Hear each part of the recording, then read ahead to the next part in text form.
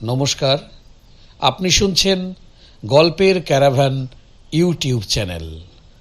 আজ আপনাদের জন্য শরদিন্দু বন্দ্যোপাধ্যায়ের একটি অপার্থিব ছোট গল্প, গুহা। একটি গুহার অভ্যন্তর। পিছন দিকে পাথরের গায়ে আঁকা বাঁকা ফাটল রহিয়াছে। উহাই গুহার প্রবেশ পথ। ফাটল দিয়া দেখা যায় বাহিরে অবিশ্রান্ত বৃষ্টি পড়িতেছে, মাঝে মাঝে বিদ্যুৎ চমকাইয়া মেঘ ডাকিতেছে। গুহার ভিতরে মলিন শ্যাতা আলোয় কিছু স্পষ্ট দেখা যায় না। পিছনের ফাটল দিয়ে একটি যুবক ও একটি যুবতী ঢুকিয়া পড়িল। তাহাদের কাপড় চোপড় ভিজিয়া গিয়াছে। যুবকের হাতে একটি বড় টিফিন বক্স, যুবতীর কাঁধ হইতে চামড়ার ফিতায় জলের বোতল ঝুলিতেছে। যুবতী: বাবা, কি বৃষ্টি, কি বৃষ্টি! যুবক: দুর্যোগ, আকাশ ভেঙে পড়েছে। বাপ, ভাগ্যিস গুহাটা ছিল। যুবক হাতে টিফিন বক্স মাটিতে রাখিল, যুবতী জলের বোতল নামাইল। ইতিমধ্যে পিছনের ফাটল দিয়া তৃতীয় ব্যক্তি প্রবেশ করিল। বিরাট আকায় এক কুডি, মাথার উপর সুটকেস ও বিছানার হোলডল, হাতে বল্লমের মতো তীক্ষ্ণাগ্র একটি লাঠি। সে আসিয়া মোট নামাইল, গামছা দিয়া মুখের ও গায়ের জল মুছিতে মুছিতে ভারী গলায় বলিল, আজ রাত্রিরে বৃষ্টি ছাড়বে না কর্তা। কুলির চেহারা ভীম দর্শন হইলেও কথা বলিবার ভঙ্গিটি বেশ সরল ও গ্রাম্য। যুবক: বলিস কি রে, তাহলে উপায়? উপায় আর কি, আগে রাত্রিটা এখানেই কাটাতে হবে। যুবতী শঙ্কিতভাবে গুহার চারিপাশে দৃষ্টিপাত করিল। যুবক: নাও, বোনের বিয়ে দেখো এবার। এমন হতচ্ছাড়া দেশে তোমার বাপের বাড়ি যে স্টেশন থেকে 3 মাইল দূরে শহর, স্টেশনে একটা ট্যাক্সি পর্যন্ত পাওয়া গেল না। ধ্যাৎ। কুলি: আজ্ঞে ট্যাক্সি পাওয়া যায় কর্তা, আজ রেলগাড়ি 2 ঘন্টা লেট ছিলেন, তাই ট্যাক্সিওয়ালা যে যার ঘরে চলে গিয়েছে। যুবক: তখনই বলেছিলাম আজ ওয়েটিং রুমে রাত কাটানো যাক, কিন্তু তুমি বোনের বিয়ে দেখবার জন্য একেবারে ছিঁড়ে পড়লে। যুবতী স্বামীর পাশে আসিয়া দাঁড়াইল, স্বামীর মুখের পানে ভীরু দৃষ্টি তুলিয়া বলিল, আমি কি জানতুম রাস্তার মাঝখানে ঝড় বৃষ্টি শুরু হয়ে যাবে?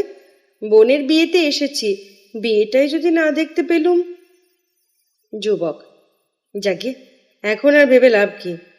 হ্যাঁ রে, বৃষ্টি থামবে না তুই ঠিক জানিস? কুলি: আজ্ঞে, এ সময়ের বৃষ্টি একবার আরম্ভ হলে সহজে ছাড়ে না কর্তা, যদি ছাড়েন তো সে রাত্রিরের দিকে। যুবক: তাহলে আর উপায় কি? এ দুর্যোগে বেরোনো যাবে না, বেরোলে হয়তো পথ হারিয়ে বাঘের মুখে পড়ব। হ্যাঁ রে, এ গুহায় বাঘ ভল্লুক আসে না তো? কুলি: না কর্তা, বাঘ ভালুক তো জঙ্গলে থাকেন, এখানে আসবেন কিসের জন্য? আগে ওই গুহায় সাহেব মেমরা আসতো চড়ুই ভাতি করতে, রাত্রিরে থাকতো, ভয়ের কিছু নেই। আগে এই দেখেন না, ছাই পড়ে রয়েছে, কেউ আগুন জ্বেলেছিল। যুবকের ক্ষোভ এবং দুশ্চিন্তা কাটিয়া গেল, অনিবার্যের নিকট আত্মসমর্পণ করিয়া সে হাসিয়া উঠিল। যুবক: তাহলে আমরাও আজ চড়ুই ভাতি করি, কি বলো?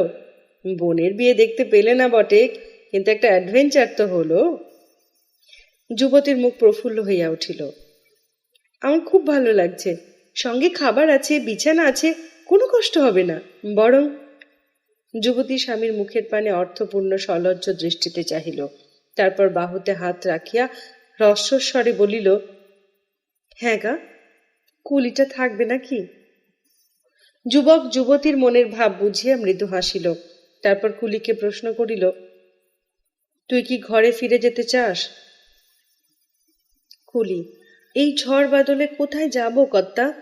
এইখানেই একপাশে গামছা পেতে শুয়ে থাকবো আজ্ঞে। যুবক: তা বেশ।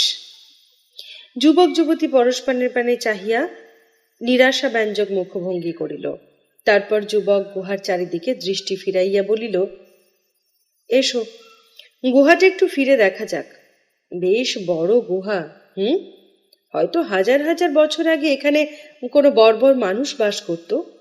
কে জানে কেমন ছিল তাদের জীবনযাত্রা। যুবক যুবতী অসমতল গুহাগাত্রের পাশে পাশে ঘুরিয়া দেখিতে লাগিল। কুলিটা দুই হাঁটু তুলিয়া বসিয়া করতলে খৈনি ডলিতে আরম্ভ করিল। বাহিরে একবার বিদ্যুৎ চমকিয়া উঠিল। বাঘের অন্তর্গ্রহ গর্জনের মতো মেঘ ডাকিল। যুবতী, ওগো দেখো দেখো। যুবক যুবতী পরস্পর হইতে একটু পৃথক হইয়া পড়িয়াছিল। এখন যুবক যুবতীর কাছে গেল। যুবক, আরে এই যে একটা পাথরের পাটা, খাসা বিছানা হবে এর ওপর। যুবতী কিছুক্ষণ মহাচ্ছন্ন চক্ষে প্রস্তর পত্র নিরীক্ষণ করিল। বলিল, মনে হচ্ছে যেন এই পাথরের উপর কতবার শুয়েছি। বিভ্রান্ত ভাবে চারিদিকে চাহিয়া সে বলিল, এখন সব যেন চেনা চেনা লাগছে আমার, তোমার লাগছে না? যুবক, সে কি, চেনা চেনা লাগবে কি করে? আগে তো কখনো এখানে আসিনি, তুমি হয়তো ছেলেবেলায় এসেছিলে।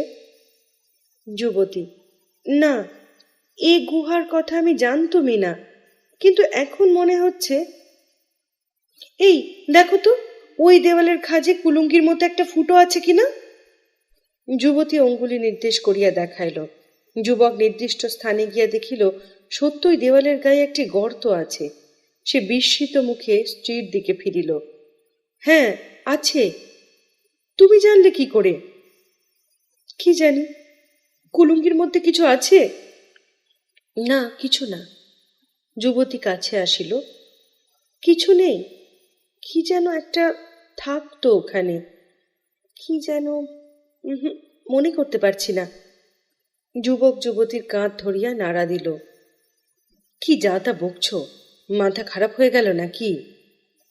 যুবতী এতক্ষণ তন্দ্রাচ্ছন্ন ভাবে কথা বলিতেছিল, এখন যেন তন্দ্রা ভাঙিয়া জাগিয়া উঠিল। চোখের উপর দিয়ে হাত চালাইয়া একটু হাসিবার চেষ্টা করিল। না না না না, কল্পনা। আজ তো এখানেই থাকতে হবে। তোমার খিদে পেয়েছে? যুবক, একটু একটু পেতে আরম্ভ করেছে বটে। এসো খেয়ে নি। দুজনে সম্মুখ দিয়ে অগ্রসর হইয়া আসিল। দেখিল কুলি দুই হাঁটুর উপর মাথা রাখিয়া বোধহয় ঘুমাইয়া পড়িয়াছে। তুমি খাবার বের করো, আমি ততক্ষণ বিছানাটা পেতে ফেলি। হোলডল তুলিয়া লইয়া যুবক প্রস্তর পটের দিকে চলিয়া গেল। যুবতী টিফিন বক্স খুলিয়া খাবার বাহির করিতে লাগিল। কিছুক্ষণ পরে যুবক বিছানা পাতিয়া ফিরিয়া আসিল। যুবতী তাহার হাতের টিফিন বক্সের একটি বাটি দিল। যুবক খাবার মুখে তুলিতে গিয়া নিম্নস্বরে বলিল, কুলোবে তো? কুলোবে কুলোবে। যুবতী একটি বাটি হাতে কুলির কাছে গিয়া দাঁড়াইল। শুনছ, এটুকু খেয়ে নাও। কুলি হাঁটু হইতে মুখ তুলিয়া আরক্ত চক্ষে যুবতীর পানে চাহিল। যুবতী হঠাৎ ভয় পাইয়া পিছাইয়া গেল। কুলি হাত বাড়াইল। যুবতী বাটি মাটিতে রাখিয়া পিছনে সরিয়া গেল। কুলি বাটি টানিয়া লইয়া খাদ্যদ্রব্যগুলো নিরীক্ষণ করিল, তারপর খাইতে আরম্ভ করিল। যুবতী ফিরিয়া গিয়া স্বামীর পাশে দাঁড়াইল এবং শঙ্কিত চক্ষে কুলির দিকে চাহিয়া রহিল। যুবক আহার করিতে করিতে প্রশ্ন করিল, কি দেখছ? কিছু না। লোকটা এমন ভাবে আমার পানে তাকালো যে আমার বুক কেঁপে উঠল। হ্যাঁ গা, লোকটা ভালো তো? যদি রাত্রিরে। কোনো ভয় নেই, আমার সঙ্গে পিস্তল আছে, তুমি খেয়ে নাও। দুইজন বাটি হাতে লইয়া ইতস্তত বিচরণ করিতে করিতে আহার করিল। যুবতীর উদ্বিগ্ন চক্ষু কিন্তু বারংবার কুলির দিকে ফিরিয়া যাইতে লাগিল। কুলির বাটিতে অন্যান্য খাদ্যের সঙ্গে মাংসের হাড় ছিল। সে সেই হাড় মুঠিতে ধরিয়া অনেকক্ষণ চিবাইল। তাহার হাড় চিবাইবার ভঙ্গিতে যেন একটা বন্য ভাব রহিয়াছে। ক্রমে আহার শেষ হইল। যুবক বোতল হইতে জল ঢালিয়া যুবতীকে দিল, নিজে পান করিল। তারপর কুলিকে লক্ষ্য করিয়া বলিল, তুমি জল খাবে? না খেলেও চলে, যদি থাকে দেন একটু। যুবক কুলির অঞ্জলিতে জল ঢালিয়া দিল। কুলি পান করিল। পান করিতে করিতে সে চক্ষু তুলিয়া যুবকের পানে চাহিতে লাগিল। দুজনের চোখেই উৎকণ্ঠিত জিজ্ঞাসা। শেষে কুলি মুখ মুছিয়া বলিল, এবার আপনারা শুয়ে পড়ুন আজ্ঞে, কোনো ভয় নাই। আমার সঙ্গে বর্ষা আছে, আমি গুহার মুখ আগলে শুয়ে থাকব। তোমারও কোনো ভয় নেই, আমার সঙ্গে পিস্তল আছে, এই দেখো। যুবক পকেট হইতে পিস্তল বাহির করিয়া দেখাইল। আজ্ঞে, ওটা কি কর্তা? পিস্তল, ছোট বন্দুক। ফায়ার করব, দেখবে? যুবক পিস্তল ঊর্ধ্ব দিকে ফায়ার করিল। গুহার মধ্যে প্রতিহত শব্দ ভীষণ শুনাইল। ওরে বাপ রে! কুলি বিস্ময় বিমূঢ় হইয়া পিছু হটিতে হটিতে গুহার মুখের দিকে চলিয়া গেল এবং সেখানে গামছা পাতিয়া শয়নের উপক্রম করিল। যুবক তখন যুবতীর পানে চাহিয়া একটু অর্থপূর্ণ হাসিল, তারপর সুটকেস তুলিয়া সেই প্রস্তরপট্টের অভিমুখে গেল। জলের বোতল ও টিফিন বক্সের বাটিগুলো লইয়া যুবতী তাহার পিছনে গেল। দুইজনে প্রস্তরপট্টের পাশে বসিল। যুবক: রাত হয়েছে, এবার শুয়ে পড়া যাক। যুবক কোটি খুলিতে খুলিতে গুহার ঊর্ধ্ব দিকে ইতস্তত তাকাইতে লাগিল। যুবতী নিজের খোঁপাটিকে কাঁটা দিয়া শক্ত করিয়া আঁটিতে প্রবৃত্ত হইল। যুবক যুবতীর দিকে দৃষ্টি নামাইল, তাকে কাছে টানিয়া লইয়া বলিল, বেশ নতুন নতুন লাগছে না? না। যুবক একটু বিস্মিতভাবে চাহিল। নতুন লাগছে না? ভালো লাগছে, কিন্তু নতুন লাগছে না। মনে হচ্ছে এই পাথরের উপর আমরা দুজনে কতবার শুয়েছি। তোমার মাথা গরম হয়েছে, নাও শুয়ে পড়ো। যুবকের মুখে কিন্তু বিস্ময়ের সহিত উদ্বেগ মিশ্রিত হইয়া রহিল। গুহার মধ্যে আলো ক্রমশ কমিতে লাগিল, তারপর গাঢ় অন্ধকারে সব ঢাকা পড়িয়া গেল। কেবল গুহার প্রবেশপথের ফাটল দিয়া মাঝে মাঝে বিদ্যুৎ চমকের প্রভাব স্ফুরিত হইতে লাগিল। কিছুক্ষণ পরে আবার ধীরে ধীরে গুহার মধ্যে আলো ফুটিতে আরম্ভ করিল। আলো স্পষ্ট হইলে দেখা গেল গুহা ঠিক তেমনি আছে, কেবল বিছানা, সুটকেস প্রভৃতি আধুনিক জিনিসপত্র অন্তর্হিত হইয়াছে। গুহার মধ্যস্থলে খানিকটা ভস্ম পড়িয়া আছে। যুবতী নতজানু হইয়া অঙ্গারগর্ভ ভস্মের উপর শুষ্ক কাষ্ঠখণ্ড নিক্ষেপ করিতে করিতে তাহাতে ফু দিতেছে। যুবতীর পরিধানে হাঁটু হইতে কাঁধ পর্যন্ত পশু চর্ম, মাথায় একখানা জটিল রুক্ষ চুল। গুহায় আর কেহ নাই। পিছনের ফাটল দিয়া বাহিরের উজ্জ্বল দিবালোক দেখা যাইতেছে। যুবতীর ফুৎকারে আগুন জ্বলিল। সে তখন উঠিয়া কুলুঙ্গির কাছে গেল। এই কুলুঙ্গি তাহার ভাঁড়ার। তাহার ভিতর হাত ঢুকাইয়া একটি মুষলাকৃতি আস্ত হরিণের রাং বাহির করিয়া আনিল এবং আগুনের উপর ঘুরাইয়া ঘুরাইয়া সেটি ঝলসাইতে লাগিল। মাংস ঝলসাইতে ঝলসাইতে সে মাঝে মাঝে তাহা আঘ্রাণ করিয়া দেখিতে লাগিল এবং উৎসুক চক্ষে বার বার ফাটলের দিকে চাহিতে লাগিল, যেন কাহারও প্রতীক্ষা করিতেছে। গুহার বাহির হইতে দুরাগত মনুষ্য কণ্ঠের আওয়াজ আসিল, কু। যুবতী তৎক্ষণাৎ মুখ তুলিয়া উত্তর দিল, কু। কিছুক্ষণ পরে ফাটলের ভিতর দিয়া যুবক প্রবেশ করিল। পরিধানে মৃগচর্ম, হাতে তীরধনুক, চক্ষে ভয়ার্ত উত্তেজনা। আগুনের কাছে আসিয়া তীরধনুক ফেলিয়া হাঁপাইতে লাগিল। বহু দূর ছুটিয়া আসিয়াছে। যুবতী হাত হইতে অর্ধদগ্ধ রাং পড়িয়া গেল। কি কি হয়েছে? যুবক হাঁপাইতে হাঁপাইতে বলিল, ভিল্লা জানতে পেরেছে। জানতে পেরেছে? হ্যাঁ, আমরা কোথায় লুকিয়ে আছি জানতে পেরেছে। আমাদের গুহার সন্ধান পেয়েছে। যুবতীর মুখ হইতে একটা অবরুদ্ধ কাকুতি বাহির হইল। সে যেন তাহা রোধ করিবার জন্যই বাঁ হাতের কবজি তীক্ষ্ণ দন্তে কামড়াইয়া ধরিল। যুবক: বনের মধ্যে শিকার পেয়েছিলাম, একটা হরিণের পিছু নিয়েছিলাম। কিছু দূর যাবার পর হঠাৎ দেখলাম ভিল্লাও হরিণটার পিছু নিয়েছে। ভিল্লার হাতে ছিল শুধু বর্ষা। আমি তাকে দেখবার মাত্র সে আমাকেও দেখেছিল। বর্ষার পাল্লার বাইরে ছিলাম, তাই মারতে পারেনি। আমি তাকে যেই দেখতে পেয়েছি অমনি সে হা হা করে হেসে উঠল। হরিণটা পালিয়ে গেল। তারপর ভিল্লা হেসে বললে, আর তুই যাবি কোথায়? আমার তিন্নিকে চুরি করে কোথায় লুকিয়ে রেখেছিস আমি জানতে পেরেছি। এবার তোকে কুচি কুচি করে কাটবো। আমি ধনুকে তীর পরালাম। অমনি ভিল্লা একটা গাছের আড়ালে লুকিয়ে পড়ল। আমি তখন ছুটে চলে এলাম। যুবতী: কি হবে, কি হবে? ভিল্লা ভয়ানক কুচুটে, সে তোকে মেরে ফেলবে। তার গায়ে ভীষণ জোর। যুবক তীরধনুক তুলিয়া লইল, তাহার চক্ষু হিংস্রভাবে জ্বলিয়া উঠিল। ভিল্লা যদি আমার গুহায় আসে, আমি তাকে তীর দিয়ে বিঁধে মেরে ফেলব। তাকে মারতে পারবি না, সে কুচুটে, ভয়ানক ফন্দিবাজ, তার গায়ে গন্ডারের মতো জোর। আমি জানি তুই তাকে মারতে পারবি না। যুবতী মাটিতে বসিয়া পড়িল, সম্মুখে এবং পিছনে দুলিতে দুলিতে সুর করিয়া বলিতে লাগিল, আমি জঙ্গলের মেয়ে, নিজের জাতের মধ্যে জঙ্গলে ছিলাম। ভিল্লা ছিল সর্দার ছেলে, সে আমাকে চাইতো, ভল্লুক মেরে আমাকে চামড়া এনে দিত। আমার তাকে ভালো লাগতো না, তুই ভিন জাতের মানুষ, তোকে ভালো লাগলো, তোর সঙ্গে তোর গুহায় পালিয়ে এলাম। এখন কি হবে? ভিল্লা তোকে মেরে ফেলবে, সে বড় হিংসুক। সহসা যুবতী ধর্মর করিয়া উঠিয়া দাঁড়াইল, যুবকের বাহু দুই হাতে চাপিয়া ধরিয়া ব্যগ্রস্বরে বলিল, চল আমরা পালিয়ে যাই, গুহা ছেড়ে পালিয়ে যাই, তাহলে ভিল্লা আমাদের খুঁজে পাবে না।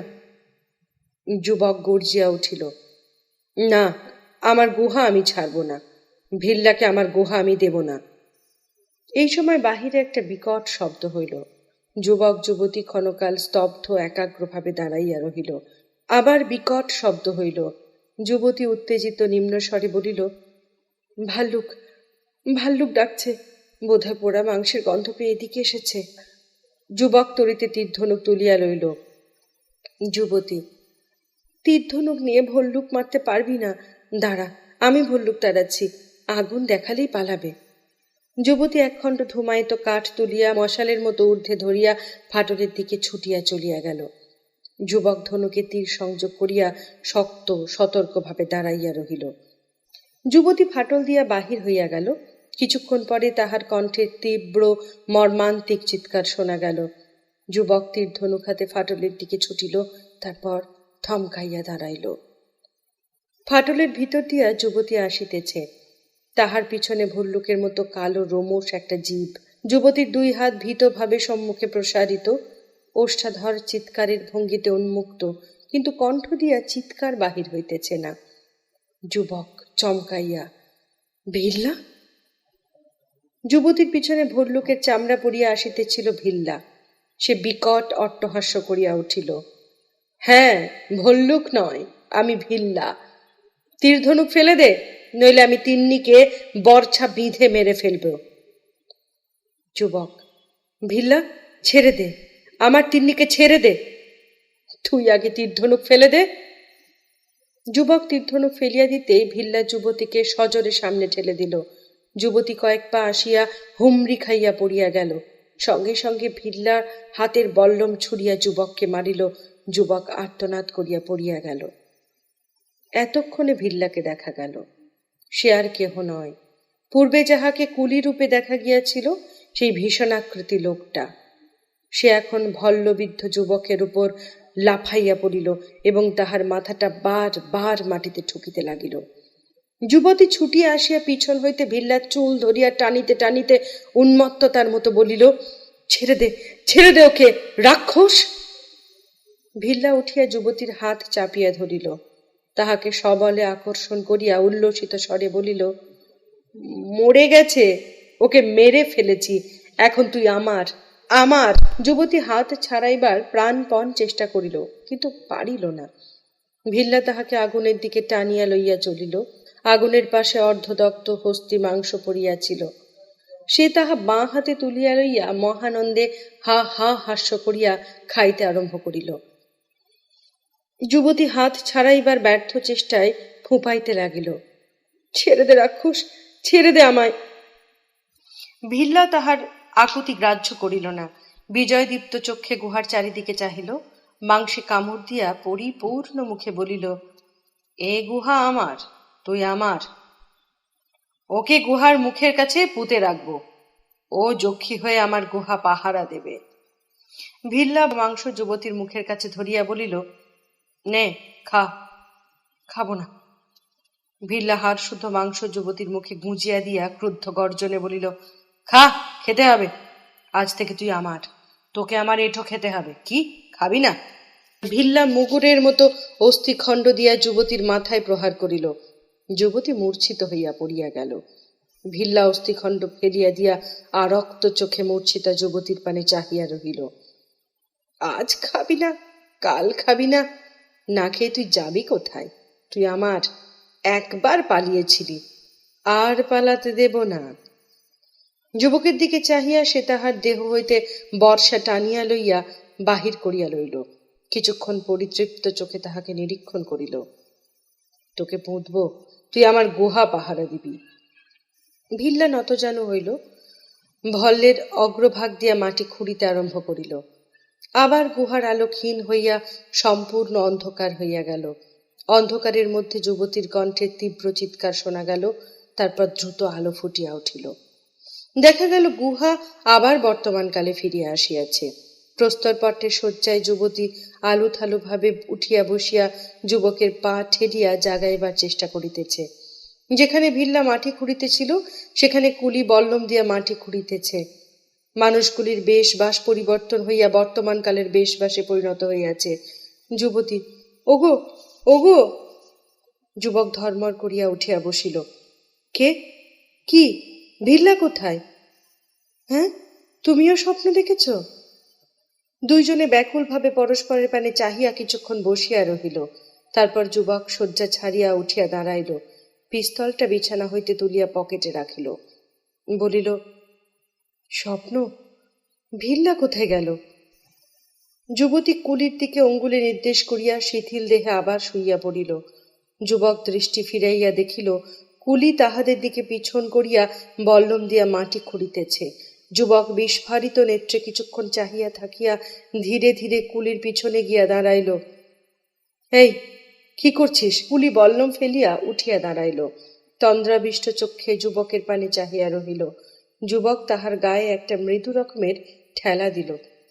কি করছিস? মাটি খুঁড়ছিস কেন? কুলি যেন চমকিয়া তন্দ্রাবেশ হইতে জাগিয়া উঠিল। চকিতে চারিদিকে চাহিয়া স্খলিত স্বরে বলিল, আমি তো কিছু বুঝতে পারছি না আজ্ঞে।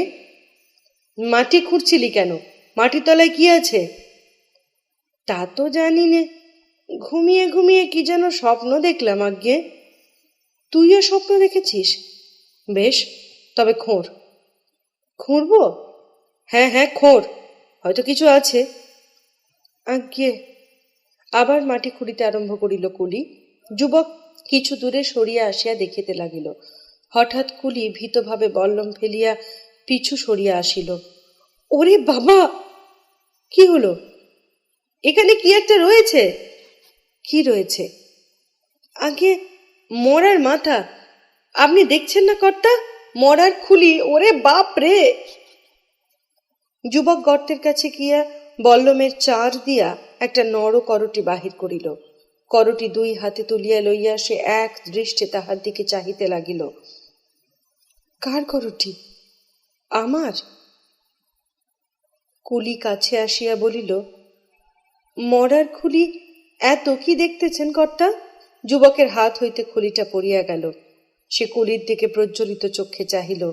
তারপর পকেট হইতে পিস্তল বাহির করিয়া পাশব কণ্ঠে গর্জিয়া উঠিল, ভিল্লা, এই নে, মর! যুবক পিস্তল ছুড়িল। কুলি পড়িয়া গেল। যুবক কিছুক্ষণ হতবুদ্ধি হইয়া দাঁড়াইয়া রহিল। তারপর নত হইয়া কুলিকে দেখিল। যুবক বলিল, মরে গেছে। এ কি করলাম, এ কি করলাম?